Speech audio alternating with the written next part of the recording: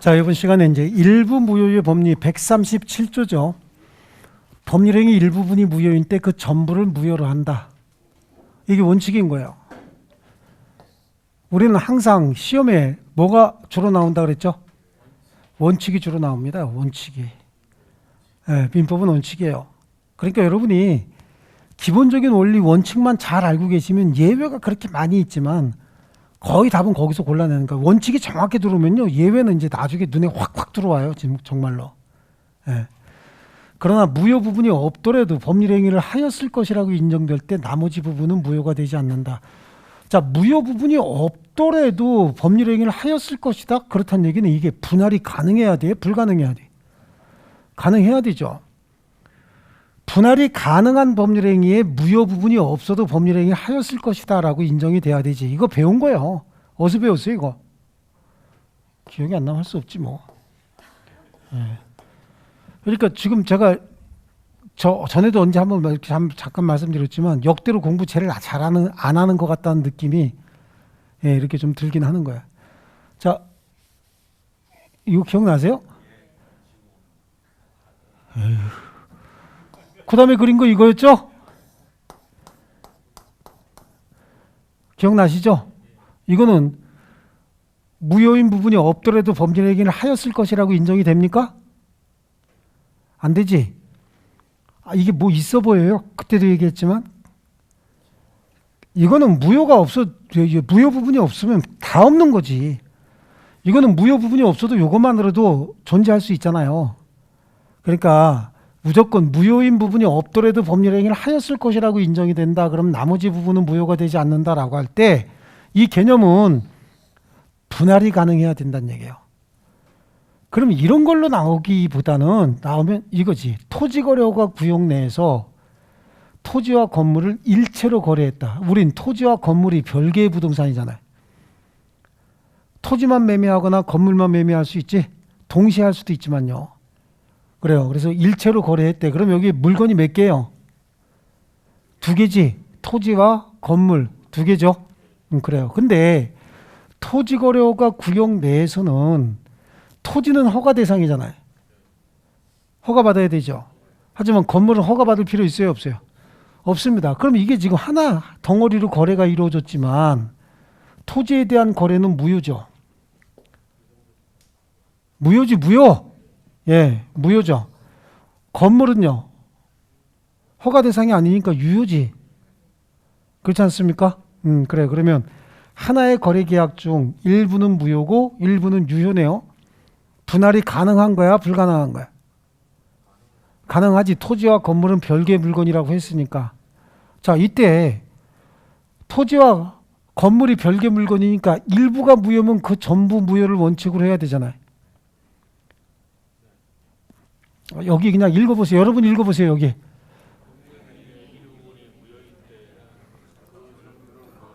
그렇죠. 그러니까 하나의 매매 계약 중 토지에 대한 거래 계약이 무효인 경우에는 그 전부를 무효로 하는 게 원칙이잖아요. 다만 무효 부분이 없어도 법률 행위를 하였을 것이라고 인정이 될 때 나머지 부분은 무효가 되지 않는다잖아요. 그죠? 그런데 여러분이 매도인이라고 한번 보세요.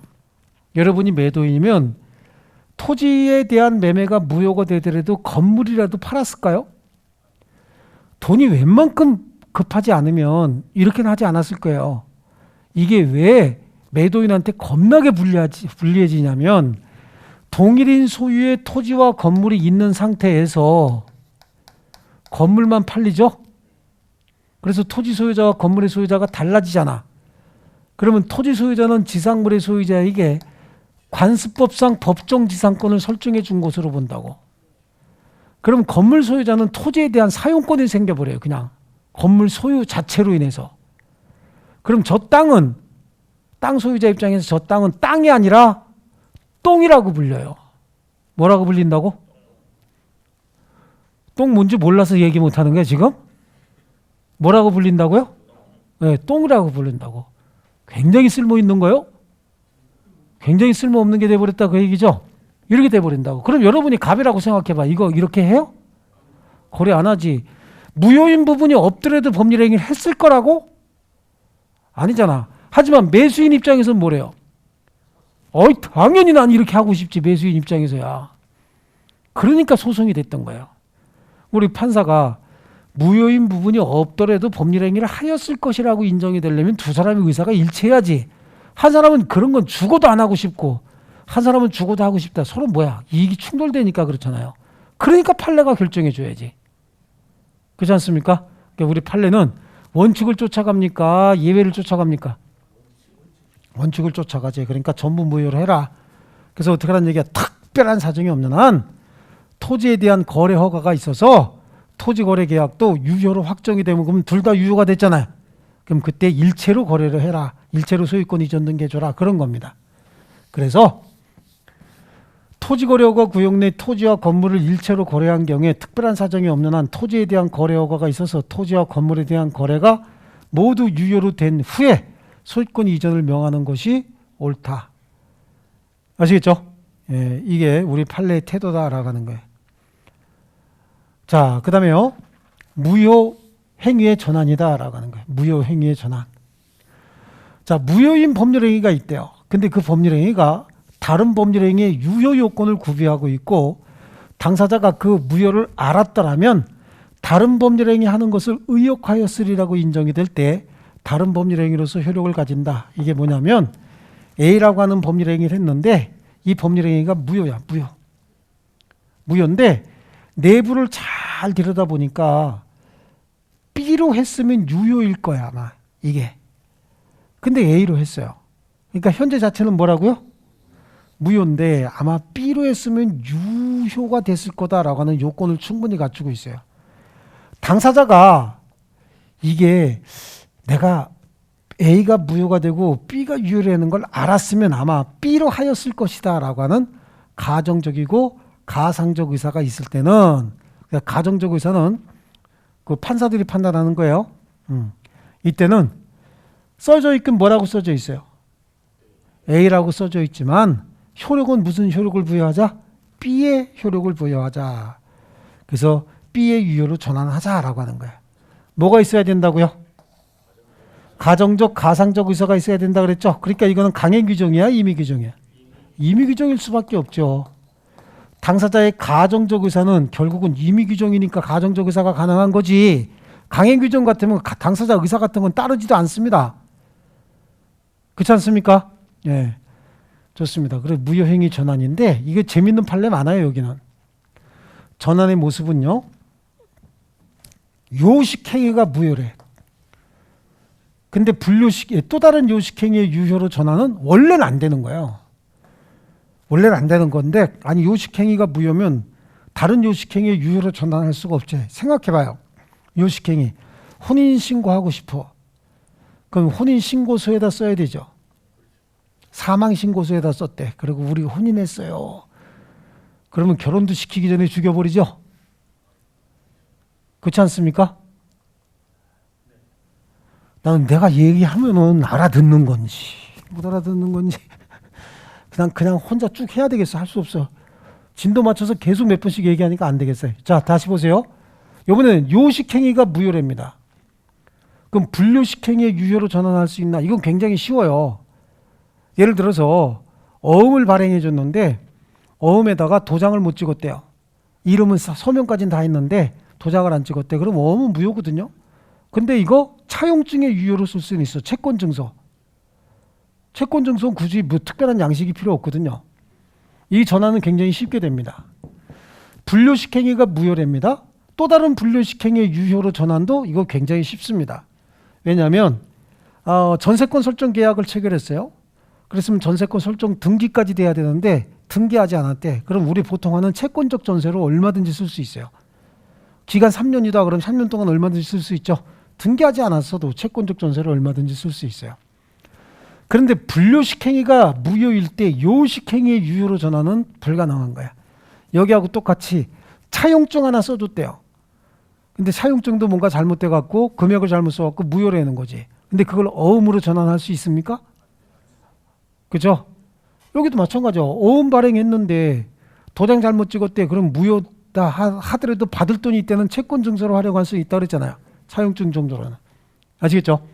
자, 그 다음에 이제 단독행위의 전환도 있고요. 여기 신분행위 원래 안 되는 건데 인정해줬다고 얘기했잖아요. 신분행위 두 개가 이거야. 무효인 친생자 출생신고 인지의 유효로 전환해줬다. 무효인 친생자 출생신고를 입양의 유효로 전환했다라고 하는데 이 판례가 갑하고 을이 17년 차 부부예요. 17년. 근데 둘 사이에 아기가 없어요. 아기가 없다 보니까 이 사람이 나가서 하나 만났죠. 예, 만나가지고 11개월 만에 떡두꺼비 같은 아들이 태어난 거야. 그래요. 둘 사이에 태어났어요. 이 애기 집에 데리고 들어오죠. 데리고 들어오면서 남편이 부인한테 뭐라는 거야. 잘 키우라고? 잘 키우라고 그러면 별로 이렇게 반발할 거 아니야. 그러니까 뭐라 그러면 들어와. 거봐 이씨! 그러면서 들어오는 거야. 뭘 보려는 거야? 나는 문제 없다지. 아이, 여기만 집중하세요. 예. 나는 문제 없다 그런 얘기죠. 11개월 만에 떡두꺼비 같은 아들 태어났으면 한 방에 끝낸 거야. 이게 또 왜 한 방이냐고 잘 모르시는 분은 좀 커야 알고 아시겠죠? 한 방에 끝냈죠? 여기 17년 동안 애기가 없었다고. 그럼 여기 문제는 아니었다는 얘기잖아요, 여태까지. 그렇죠? 그러니까 이게 은맥이 주고 그러죠? 그래요. 그럼 앞에서 있던 거 우리 이렇게 생긴 데서 여기다 하나 질 거 아니야.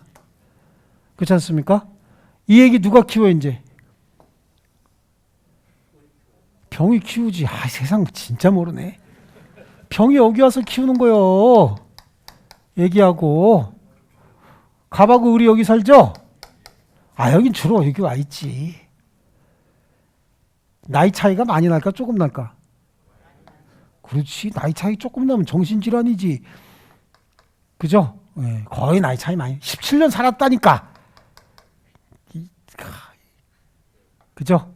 그러니까 여기 와서 살아. 주로 키우는 거지. 그러다가 이분이 돌아가시는 거야. 이 사람의 작전이 시작이 된다고. 무슨 작전? 여기 밀어내야 될 거 아니야. 아들도 자기가 낳아줬죠? 자기가 더 젊지? 그죠? 그러니까 그냥 디립딱 꼬셔가지고 여길 제거하려고 그러는데 제거되기 전에 이분이 먼저 머리에 링을 찼지. 이렇게 올라가셨죠. 남긴 재산이 200억이야. 이 정도는 돼야 이런 거 하는 거지. 우리 같이 돈 그냥 한 200만 원 있는데 무슨 이런 거 하고 써. 이 정도는 돼야 저 정도 되는 거죠. 예, 그런 거지. 무슨 이거 동그라미 하나 갖고도 안 돼. 이 동그라미 2개 정도는 있어야 이렇게 나가는 거야. 그 사람이 여기 지금 출생신고 거봐이씨 그러면서 어떻게 했냐면 친생자로 출생신고했다고. 친생자 출생신고가 뭐냐면 아버지 갑, 어머니 을, 혼인 중의 자. 이게 친생자 출생신고야.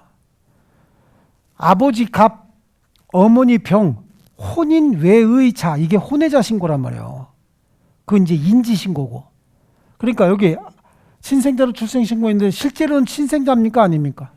아니지. 하려면 어떻게 돼? 아버지 갑, 어머니 병. 그럼 혼인 외자잖아. 혼외자. 그럼 이게 뭐죠? 인지. 우리는 혼인관계는 없지만 내 자식이 맞습니다. 라고 했어야 되는 거 아닙니까? 그래. 그랬다가 이분이 먼저 돌아가셨다 그랬잖아. 돌아가시고 나니까 부인이 얘한테 돈 주고 싶어요? 만약에 이게 친생자로 돼 있으면 1.5대 1이야. 1.5대 애기가 어떻게 되죠? 1. 1.5대 1로 나눠야 돼.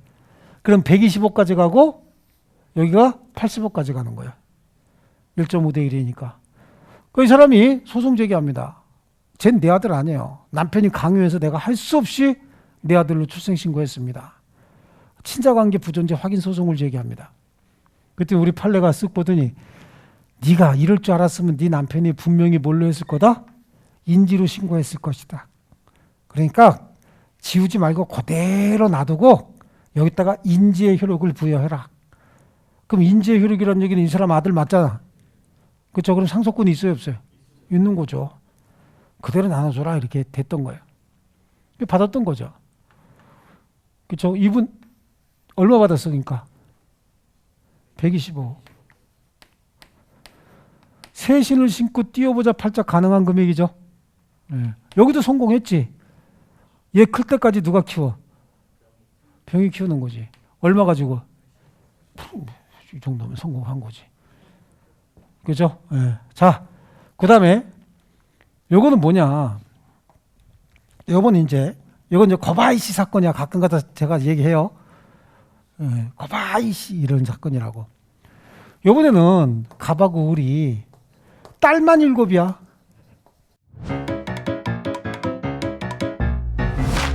에듀윌 유료 회원만의 명품 교수 서비스.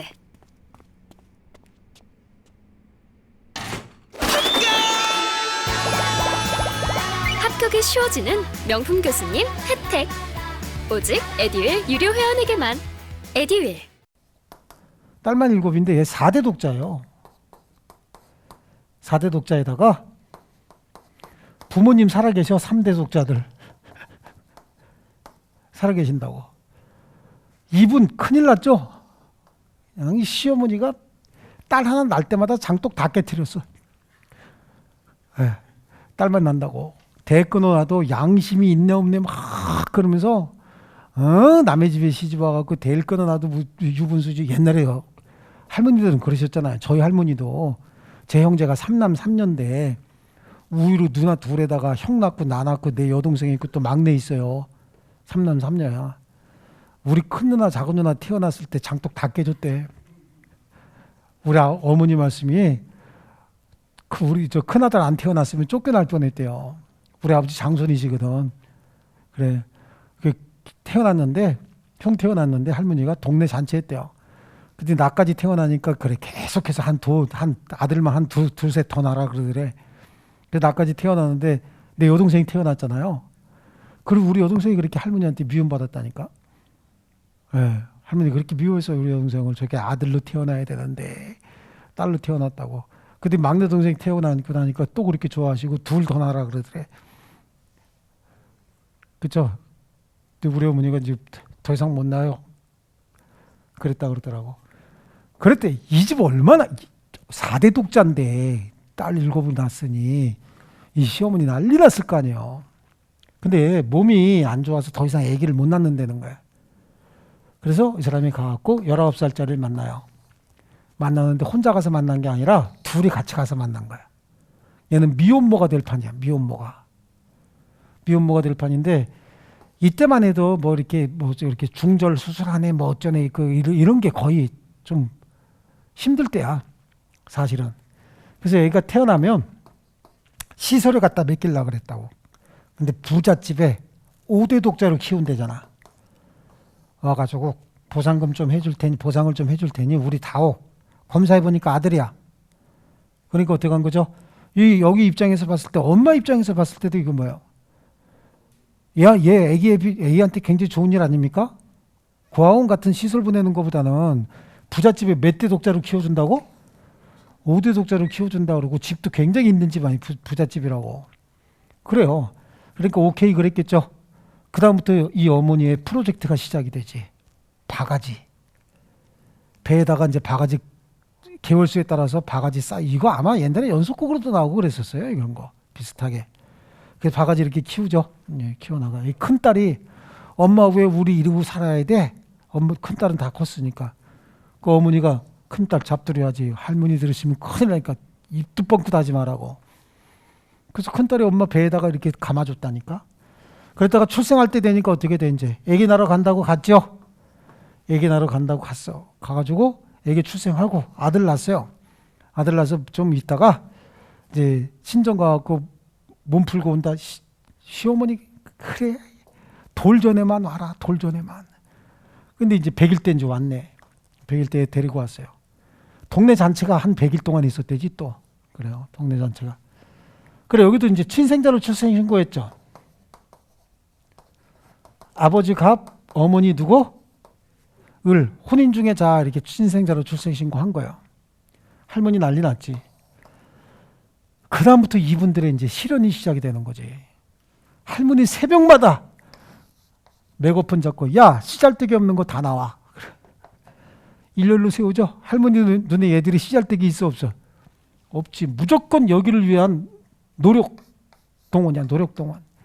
너는 기저귀 빨아라. 기저귀에 비누기 있으면 밥 안 준다. 그래 계집 애들이 학교는 뭐 하려고 가냐. 애를 위해서 봉사나 해라. 시작이 된 거예요. 그러다가 어느 날 할머니, 할아버지, 아버지, 어머니가 싹 다 교통사고로 돌아가신 거예요. 누구만 남았어? 몇 명 남았다고? 8명 남았죠. 8명 남았는데 여기 큰 누나가 얘가 이런 사실을 알아 몰라? 알고 있죠. 원래 친생자야 아니야? 친생자 아닌데. 그러니까 얘네들이 친자관계 부존재 확인 소송을 제기한 거예요. 여기 8살. 그래, 8살 되는데 친자관계 부존재 확인 소송을 제기합니다. 검사해 보니까 친자야 아니야? 아니죠. 상속 못 해주겠다는 거야. 한 400억 정도의 유산이 남겼는데 상속 못 해주겠다. 그래서 친자관계가 존재하지 않는다. 그런데 우리 판례가 가만히 보니까 이거는 니네들이 이럴 줄 알았으면 니네 엄마 아버지는 아마 뭘로 했을 것이다? 친양자로 입양했을 것이다. 입양의 유효로 보고 상속해줘라 그랬던 거지. 그럼 이 얘기는 이제 누가 키워요? 엄마 찾아서 엄마가 키워야지. 친모잖아 여기가. 그죠? 여기 사건입니다. 2개가. 이해하셨어요? 자, 그 다음에 이거는 공부했죠. 불공정한 법률 행위로서 무효인 경우에 이 전환을 인정했다. 그죠? 불공정한 법률 행위. 재건축 조합. 이렇게 생긴 토지. 재건축 조합에서 요걸 재건축 대상 토지에 포함시켰다 그랬잖아요. 이게 얼마짜리라 그랬어요? 10억짜리인데 얼마에 샀다 그랬죠? 50억에 샀는데 나중에 50억 무효다라고 하니까 얘가 그냥 10억에 팔걸. 그러니까 STOP 그래서 다시 들어와. 그래서 계약서 그대로 놔두고 매매대금 얼마?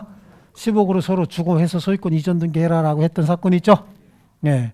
그다음에 이건 뭐냐면 단독행위 전환은 무효인 상속 포기를 협의 분할의 유효로 봤다라고 하는데요. 이것도 참 재밌는 판례인가요? 여기 이 판례 보면 참 재밌는 게 많아요.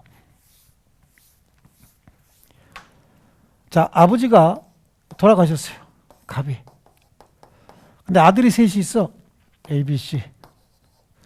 큰아들, 작은아들, 막내아들인데 큰아들, 작은아들이 학교 열심히 다닐 때는 아버지가 돈을 잘 벌었어요. 근데 막내가 다닐 때는 아버지가 연세가 있으셔서 돈도 잘 못 벌고 교육도 잘 못 시킨 거야. 얘네들은 좋은 학교에다가 박사학위까지 다 가지고 있어서 결혼까지 했어요. 잘 살고 있어. 근데 여기는 공부도 잘 못했고 길도 많이도 못했고 그래서 잘 힘들게 살아. 아버지가 남겨주신 부동산 상당액, 재산 상당액이 10억 정도가 돼요. 그러니까 형하고 둘째 형이 막내한테 딱 전부 다 넘겨주려고 그래. 얘네들 상속 포기하고 넘겨주려고 그러는데 이게 가능해 불가능해? 상속 포기하고 막내한테 다 주는 게 가능해요 불가능해? 내가 아까 결혼했다 그랬잖아. 있어 없어요? 불가능한 거지. 이게 안 돼. 뒤질래 그럴 텐데. 그죠? 상속 포기 못 하는 거야. 상속 포기 못 하고 있다가 시간이 많이 흘렀어요. 굉장히 많은 시간이 흘렀다고. 그러면 상속이 확정된 거예요. 상속 포기하려면 사유 발생을 안 날로부터 90일 이내 해야 돼요. 장사 같이 치렀는데 아버지 돌아가시고 90일이 넘으면 상속이 확정이 돼버리는 거지. 그래요. 둘이 해외에 놀러 갔는데 한 8개월 정도 지난 사이에 해외에 놀러 간 사이에 형들이 와갖고 상속을 포기해버린 거야. 상속 포기하고 단독 등기해 준 거죠. 그러니까 C 이렇게 단독 등기가 돼 있는 거죠. 어느 날 형수들이 이거 등기부 띄워봤네. 등기부 띄워봤을 때 현재 누구 이름으로 돼 있어야 돼? 얘들 예상에는 갑 이름으로 그대로 돼 있어야지. 아버지 이름으로 돼 있으면 무조건 세 사람 상속이야. 무조건 돌아가신 날 기준으로 해서.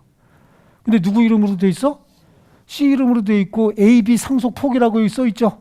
AB 상속 포기. 그러니까 어떻게 된 거야? 다구치기 시작하죠. 다구치기 시작하니까 당신들 해외여행 간 사이에 우리가 가서 상속을 포기했다 라고 했더니 너희들은 안 되겠다. 대가리 박어. 이렇게 된 거죠. 그래서 대가리를 쫙 받고 둘이 제대로 박았죠. 대가리 받고 있고 형수 둘이서 막내를 데리고 막내한테 소송을 제기합니다. 상속국이 무효 아니냐. 왜냐하면 상속을 포기하려면 사유 발생일로부터 90일 이내에 해야 되는데 240일이 훨씬 더 넘어서 상속을 포기했으니까 무효 아니냐 라고 소송을 제기했어요. 그때 우리 판례가 상속 포기 무효 맞대. 하지만 무슨 유효 요건을 갖추고 있대요? 협의 분할의 유효 요건을 갖추고 있다. 협의 분할의 유효 요건을 갖추고 있으니까 협의 분할의 유효를 보고 있다. 그때 얘들이 눈을 더 찡그렸죠. 아니 무슨 혼자 다 가졌는데 무슨 협의 분할이 있냐고. 분할되려면 뭔가 나눈 게 있어야 되는데 혼자 다 가졌는데 무슨 협의 분할이에요? 그랬더니 우리 판례 멋있는 판례야 이게. 일로 와봐. 그래서 0%, 0%, 100% 분할. 판사가 0%, 0%, 100% 분할을 인정을 해줍니다. 그러면서 여기 판례문 보면요. 굉장히 많이 다그칩니다. 이런 따위의 행위는 우리의 건전한 가족 문화를 해치고 공소양속을 해치는 따위의 행위다. 이런 식으로 해서 판사들이 이런 말을 잘 안 쓰는데 이런 말까지 이렇게 씁니다. 얘들 죽었지 뭐 집에 가서 니들 다리 들어. 판사한테 혼나고 왔지? 그 한쪽 다리 들어야지. 그죠? 그랬던 거야. 이게 판례 4개는 굉장히 잘 나와요. 그래서 요거 하고 요 판례 4개 하고 잘 정리하셔야 돼요. 아시겠죠? 자, 그래서 우리 그 일부 무효의 법리부터 한번 볼게요. 여기 할 차례 맞죠? 자, 법률행위 일부분이 무효인 때 그 전부를 무효로 한다. 거기까지 슬롯으로 잘라요. 그게 뭐야? 원칙이죠, 원칙. 그러나 무효 부분이 없더라도 법률행위를 하였을 것이라 인정될 때 나머지 부분은 무효가 되지 않는다. 그래서 무효 부분이 없더라도 밑줄 치고 분할 가능해야 된다라고 하는 거예요. 자, 그리고 거기 전부 무효가 원칙이다라고 하는 양쪽 가로 1번 줄치고 양쪽 가로 2번에 나머지 부분이 유효로 되기 위한 요건에 동그라미 1번 굵은 글씨까지만 법률행위 분할이 가능해야 된다. 아시겠죠? 그 다음에 동그라미 3번 일부 무효의 법리에 따라서 일부가 유효로 될 때는 소급해서 유효가 된다. 그거 줄쳐 놓으시고요. 근데 강행 규정일까? 임의 규정일까? 임의 규정이라고 그랬죠?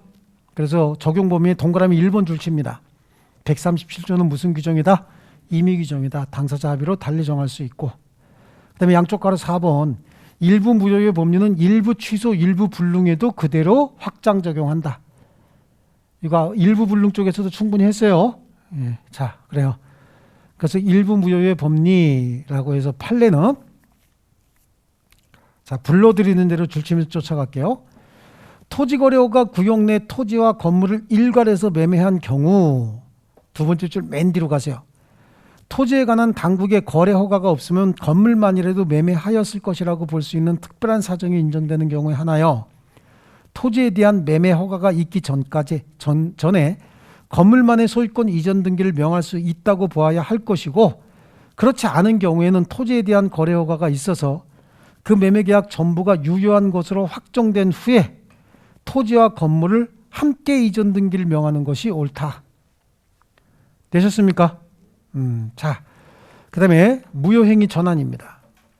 무효인 법률행위가 다른 법률행위 요건을 구비하고 당사자가 무효를 알았더라면 다른 법률행위 하는 것을 의혹하였으리라 인정될 때 다른 법률행위로서 효력을 갖는다.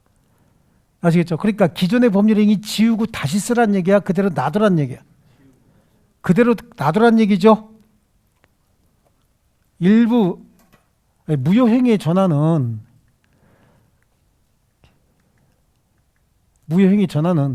이거 그대로 놔두고 이거 50억 아까 10억짜리 50억에 매매했다면서 그래 50억 그대로 놔두고 매매대금 얼마만 주라고 10억만 주란 얘기예요. 무효인 법률행위가 다른 법률행위의 요건을 구비하고 그 무효를 알았더라면 다른 법률행위 하는 것을 의혹하였으리라고 인정이 될 때 그냥 효력은 다른 법률행위 효력을 부여하겠다는 얘기예요. 계약서 다시 쓸 필요 없어요. 아시겠죠? 자, 여기 밑으로 가면은 3번에 큰 3번에 무효행위 전환의 모습이 보이죠? 무효행위 전환의 모습.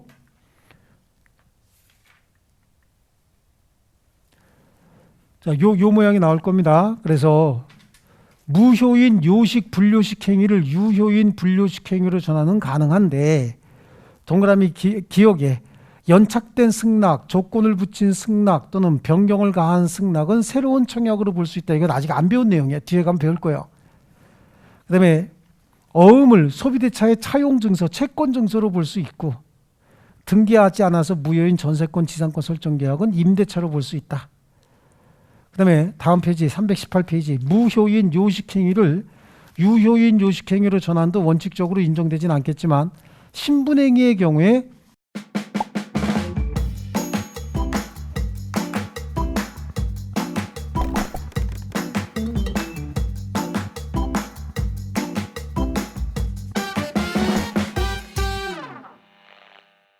인정이 된다고 얘기를 했죠.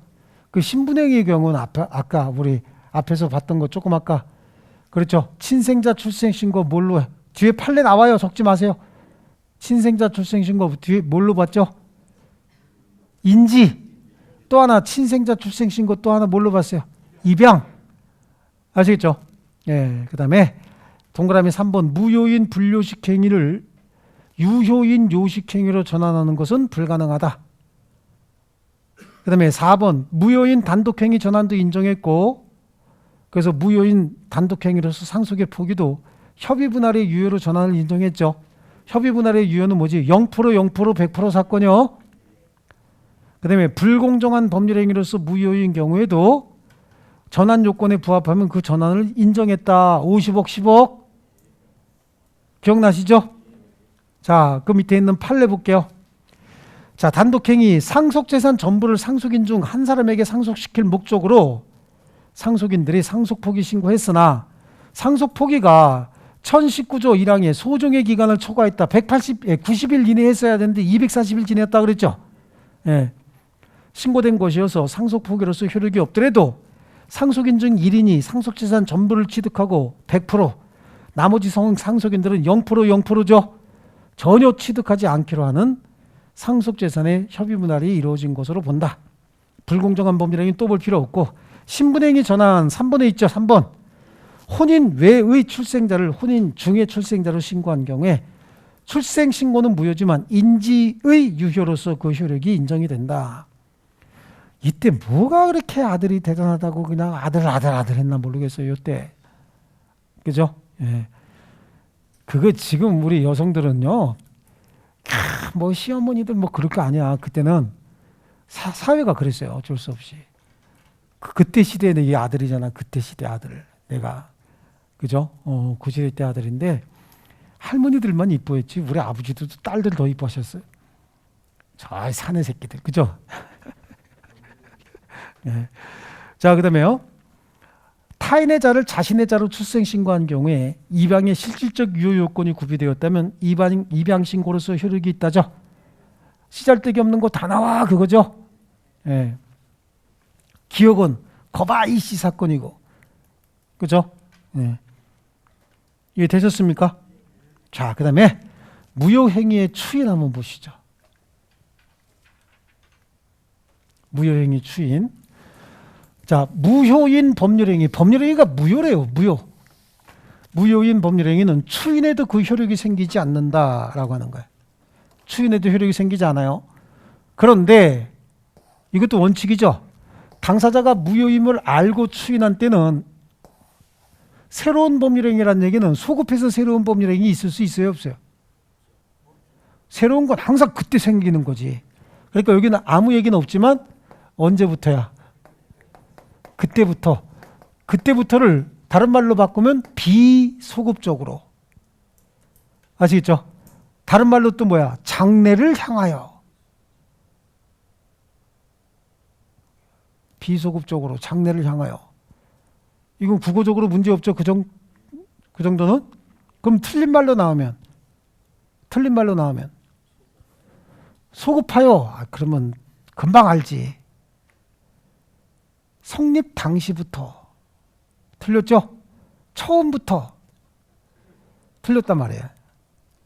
아시겠죠? 그때부터 그래서 처음부터 이런 얘기 나오면 틀렸어, 맞았어요? 이거 틀린 말이에요. 이해하셨죠? 예. 자, 근데 이것도 강행 규정이야, 임의 규정이야? 임의 규정이고, 이거는 108조의 사례가 가장 많이 출제가 돼요. 108조. 자, 여기 보세요. 갑하고 을이 가장매매했다는 거예요. 가장매매 무효죠?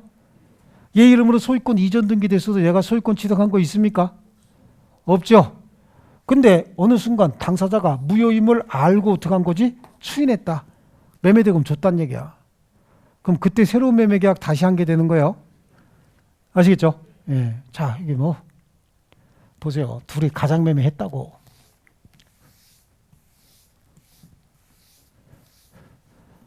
갑하고 을이 가장매매해서 그래서 얘 이름으로 소유권 이전 등기해줬다고. 이거 무효죠? 대금 지급 의무 있어요, 없어요? 없습니다. 근데 어느 날 갑자기 갑이 을한테 대금 네가 줄래? 그랬더니 얘가 대금 받을래? 이 계약이 무효인데 어느 날 갑자기 대금 달라니까 대금 주고 있네.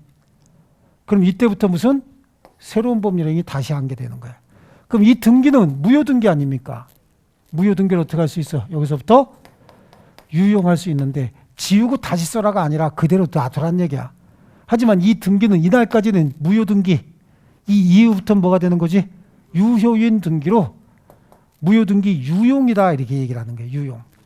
이 등기는 본등기뿐만 아니라 혹시 무효인 가등기도 유용이 가능하다라고 얘기를 한다고.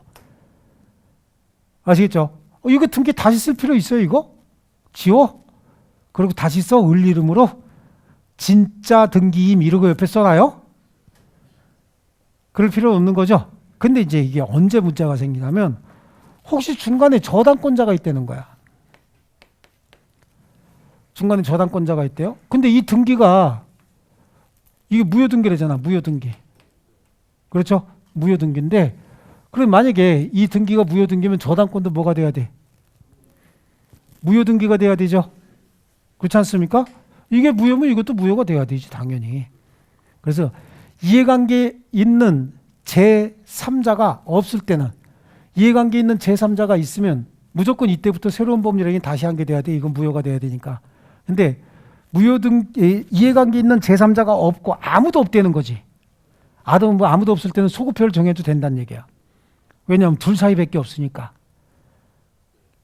아시겠죠? 그러니까 원칙은 뭐지? 그때부터 새로운 법률행위 다시 한 거예요. 이해되셨어요? 그리고 이해관계 있는 제3자가 없을 때는 이 등기 그대로 어떻게 소급해서 유효를 할 수도 있지만 이해관계 있는 제3자가 있을 때는 어떻게 소급표를 인정할 수 없죠.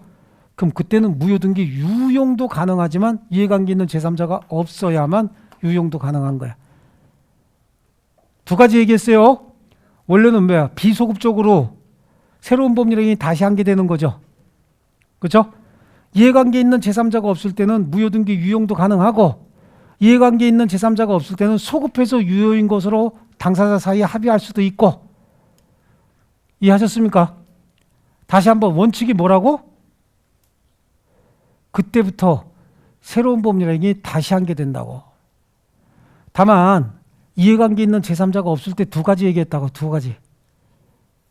그렇죠? 소급표를 정할 수도 있고 또 무효등기 유용도 가능하고 이해관계 있는 제3자가 없을 때 그냥 해 얼른.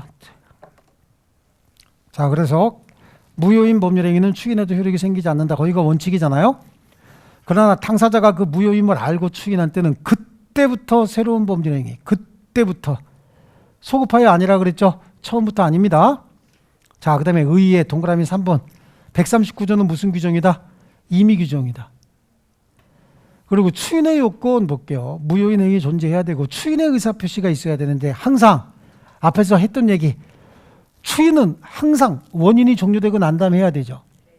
자, 무효행위 추인은 무효의 원인이 종료되고 취소할 수 있는 행위의 추인은 취소의 원인이 종료되고 거시기의 추인은 거시기 원인이 종료되고 머시기의 추인은 머시기 원인이 종료되고. 자, 그 다음에요. 동그라미 2번도 그거 다 줄쳐야 됩니다. 무효임을 알고 추인해야 되고 원인이 종료돼야 되는데 강행법규 위반에서 무효인 행위나 반사회적 행위로서 무효, 불공정한 법률 행위 무효는 원인이 종료됩니까? 원인이 소멸될 수가 없죠. 그래서 얘네들은 추인에 의해서 새로운 법률 행위로 될 수가 없고, 추인은 어떤 식으로 해야 돼요? 분류식행위죠. 분류식행위. 그 다음에 효과. 무효인 법률행위 추인함으로써 그때부터 새로운 법률행위로 간주가 된다. 동그라미 2번도 줄칠게요. 이는 무효인 행위 자체를 사후에 유효로 하는 것이 아니라 동그라미 3번 허위 표시에 의한 매매 계약을 당사자가 그 허위 표시를 추인하면 그때부터 새로운 매매 계약을 체결한 것으로 본다. 이거 앞에서 봤던 거죠. 237페이지 보세요.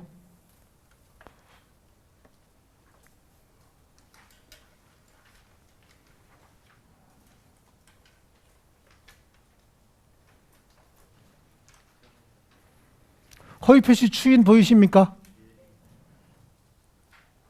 허위 표시 추인. 거기 두 번째 줄 보니까 가장매매의 경우에 당사자가 추인한 비소급적으로 새로운 매매계약 다시 한 것으로 본다죠?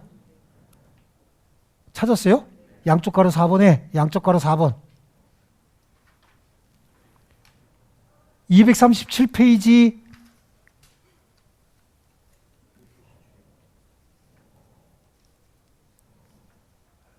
허위표시 추인 양쪽 가로 4번에 그 참고 박스 위에 있죠? 참고 박스 위에 거기 두 번째 줄에 가장매매의 경우에 당사자가 추인하면 비소급적으로 새로운 매매계약 다시 한 것으로 본다. 아시겠죠? 예, 그 내용이 이제 계속해서 이렇게 우리는 앞뒤 계속 나온다고. 되셨죠?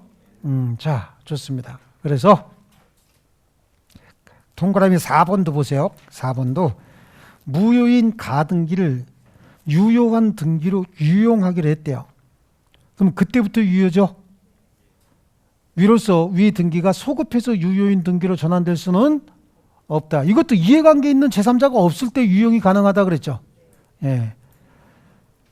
자, 그래서 당사자 약정에 의한 채권적 소급적 추인도 가능하다라고 하는 거고, 이건 뭐냐면 여기 보세요. 가장매매에서 얘 이름으로 소유권 이전 등기 해줬잖아요. 그죠? 그러니까 각종 세금은 얘 앞으로 나왔을 거 아니에요.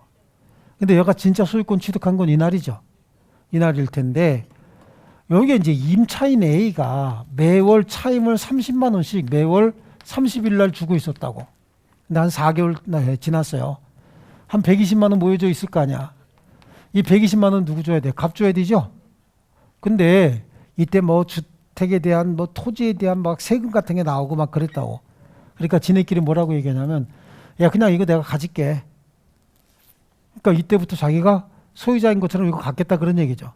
그럼 갑이 뭐래? 그래, 그럼 네가 그때 지금까지 나온 거 네 이름으로 나온 세금 다 내. 이런 식으로 지네끼리 합의로 추인의 소급비를 인정할 수 있다는 얘기야.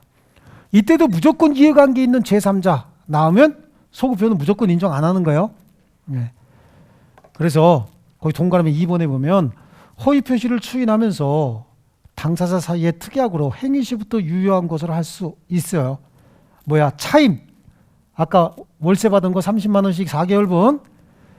차임 및 과실취득가, 공조공과가 뭐야? 공과금, 세금 이런 거 있죠? 이런 것들에 관해서 행위시부터 양수인에게 이전한 것으로 다룰 수는 있는데, 동그라미 3번 뒷부분에 이때에도 제3자의 권리를 해할 수는 없다. 아시겠죠? 그 다음에 물권적 소급적 추인이야. 무권대리 추인 있죠? 무권대리 추인. 예, 무권대리 추인. 소급해서 효과가 발생한다 그랬죠? 그 다음에 무권리자 처분행위에 대한 권리자의 추인. 그것도 줄쳐놓습니다. 무권리자 처분행위에 대한 권리자의 추인. 이건 어디서 본 기억 안 나요? 194페이지 한번 보세요.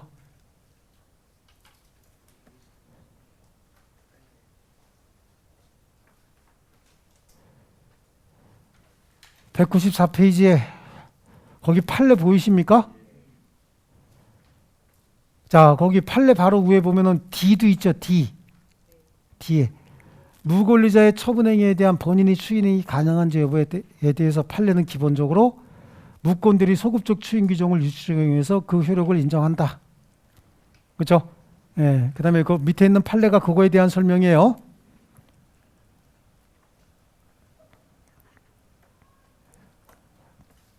자, 다시 이제 320페이지. 자, 우리는 이렇게 앞에서 한 거 뒤에 계속해서 나오고 뒤에서 할 때 앞에 거 계속해서 확인하면서 공부하셔야 됩니다. 이게 앞뒤 연결이 안 되면 사상 누각이야. 이해되셨죠? 자, 그 다음에 법률행위 취소. 여기서부터는 다음 시간에 계속할게요. 자, 수고 많이 하셨습니다. 주택관리사 합격! 에듀윌